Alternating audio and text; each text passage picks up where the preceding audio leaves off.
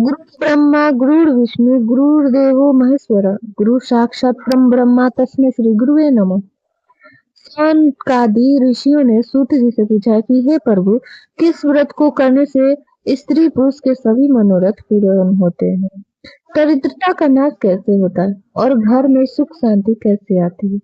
तब सूत जी बोले, हे ऋषियों, भगवान श्री विष्णु के अन्य भक्त और देवताओं के गुरु बृहस्पति देव का व्रत ही वह अमोघ उपाय है जिसे करने से मनुष्य के जीवन में सभी कष्ट मिट जाते हैं।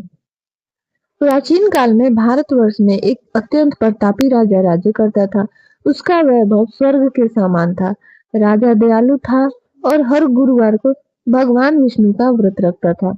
वह गरीबों को स्वर्ण, वस्त्र और अन्न का दान करता था, किंतु उसकी रानी इसके विपरीत स्वभाव की थी।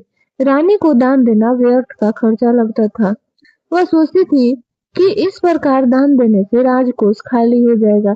वह मन ही मन चाहती थी कि यह सब दान पुण्य कब बंद हो जाए, ताकि वह आराम से सो सके और उसे कोई परेशान न करे।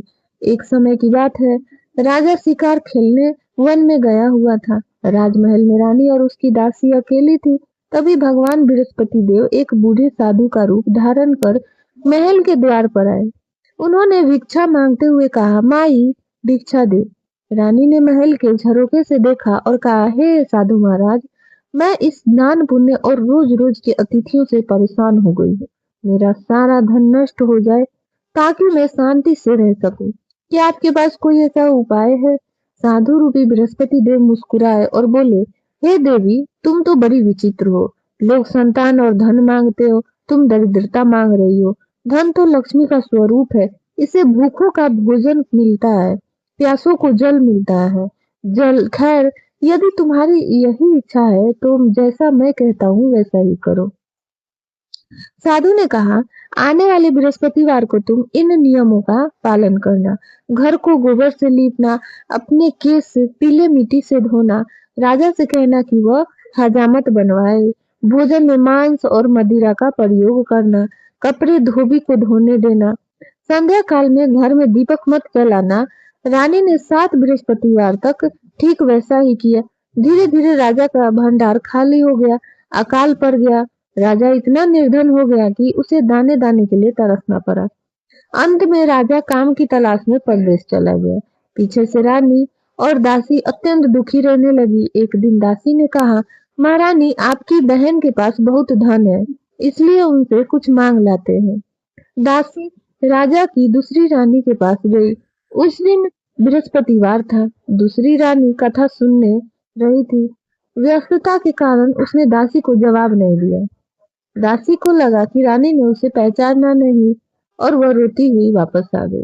जब रानी ने कथा समाप्त की तो वह दौड़कर दासी के पास गई और अपनी चुप्पी का कारण बताया। उसने दासी को बहुत सारा अन्न और धन दिया। जब दासी भोजन लेकर आई तो रानी ने उसे फिर से पुराने स्वभाववश फटकारा, लेकिन भूख के कारण दोनों ने भोजन किया। कुछ समय बाद साधु फिर आए। इस बार रानी को अपनी भूल का एहसास हुआ। उसने रोक कर भगवान से क्षमा मांगी। साधु ने कहा, हे रानी, जो धन नष्ट करने का उपाय जानते हैं, उन्हें उसे सहेजने का भी उपाय भी आना चाहिए। अब तुम 7 गुरुवार तक चने की दाल और गुड़ से मेरी पूजा करो, पीले वस्त्र पहनो और कथा सुनो। तुम्हारे सभी कष्ट दूर हो जाएंगे। गुरुवार को सूर्यदेव से पूर्व उठें और स्नान के पानी में थोड़ा हल्दी डालें। इस दिन केले के वृक्ष की जड़ में जल चढ़ाएं, वहां चने की दाल और गुड़ अर्पित करें।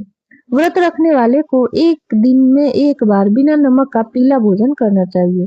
इस दिन बाल न कटाएं, न धोएं, साबुन और सर्फ का प्रयोग न करें। जो मनुष्य इस कथा को श्रद्धा पूर्वक पढ़ता या सुनता है, उसके घर में कभी दरिद्रता नहीं आती। कुमारी कन्याओं को सुयोग वर मिलता है और विद्यार्थियों को विद्या प्राप्त होती है। बृहस्पति देव की कृपा से मनुष्य अंत में विष्णु लोक को प्राप्त होता है। प्राचीन काल में एक ब्राह्मण रहता था जो अत्यंत निर्धन था। उसकी कोई संतान नहीं थी, जिसके कारण वह और उसकी पत्नी बहुत दुखी रहते थे। ब्राह्मण सारा दिन भिक्षा मांगता, लेकिन कभी कभी उसे खाली हाथ ही लौटना पड़ता था। धीरे धीरे समय बीता और भगवान की कृपा से उसके घर में एक पुत्री ने जन्म लिया। वह पुत्री बचपन से ही बहुत भाग्यशाली और ईश्वर भक्त थी। वो प्रतिदिन स्नान करके भगवान विष्णु की पूजा करती और स्कूल जाने से पहले अपने हाथ में चने की दाल लेकर जाती थी। वह कन्या जब पाठशाला जाती तो रास्ते में एक निश्चित स्थान पर मुट्ठी भर चने की दाल गिरा देती और भगवान से प्रार्थना करती। जब वह पाठशाला से लौटती तो चमत्कार स्वरूप वह चने की दाल सोने के दानों में बदल जाती थी। वह कन्या उन सोने के दानों को समेट कर घर ले आती और अपनी माँ को दे देती। एक दिन उसकी माँ ने कहा, बेटी, इन सोने के दानों को फटकने के लिए हमारे पास सोने का सूप होना चाहिए। अगले गुरुवार को कन्या ने भगवान बृहस्पति देव से प्रार्थना की, हे प्रभु, यदि मेरी भक्ति सच्ची है तो मुझे सोने का सूप प्रदान करें। बृहस्पति देव उसकी सादगी और भक्ति पर प्रसन्न हुए। जब वह लौट कर आई तो वहां उसे सोने का सूप पड़ा मिला। ब्राह्मण की पत्नी धीरे धीरे लालची होने लगी। उसने कन्या से कहा, तू सोने के दानों को ऐसे हिलाती है, कहीं राजा को पता चला तो वो सब छीन लेगा। तू भगवान से प्रार्थना कर कि वह हमें बहुत सारा धन एक साथ दे दे। उधर ब्राह्मण अपनी पुत्री के विवाह को लेकर चिंतित था। उसके पास इतना धन नहीं था कि वह एक योग्य वर ढूंढ सके। एक रात भगवान बृहस्पति ने ब्राह्मण को स्वप्न में दर्शन दिए और कहा, हे ब्राह्मण, तुम चिंता मत करो, तुम्हारी पुत्री का विवाह एक राजकुमार से होगा। कुछ समय बाद एक राजकुमार शिकार खेलते हुए उस जंगल में गुजरा और उसने उस सुंदर और गुणी कन्या को देखा। वह उसकी भक्ति और आचरण से इतना प्रभावित हुआ कि उसने अपने पिता से उसी ब्राह्मण कन्या से विवाह करने की इच्छा प्रकट की। धूमधाम से विवाह हुआ और ब्राह्मण की पुत्री रानी बन गई। विवाह के बाद ब्राह्मण फिर से निर्धन होने लगा क्योंकि घर से लक्ष्मी चली गई थी। एक दिन ब्राह्मण अपनी पुत्री से मिलने महल गया। पुत्री ने पिता की हालत देखकर उन्हें बहुत सारा धन दिया, लेकिन ब्राह्मण वह धन रास्ते में ही खो बैठा। ठगों ने लूट लिया।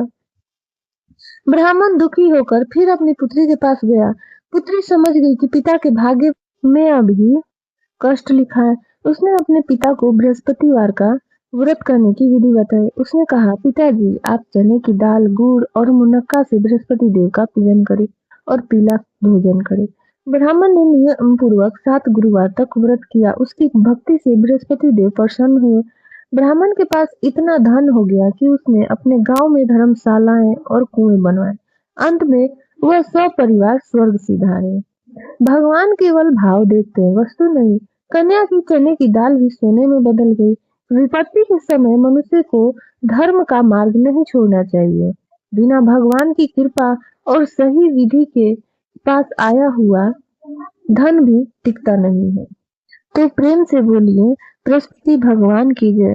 तो श्रोताओं, आपको यह वीडियो कैसी लगी है कमेंट में जरूर बताएं और एक बार कमेंट में जरूर लिखें, बृहस्पति भगवान की जय। आप सभी पर बृहस्पति भगवान की कृपा सदा बनी रहे।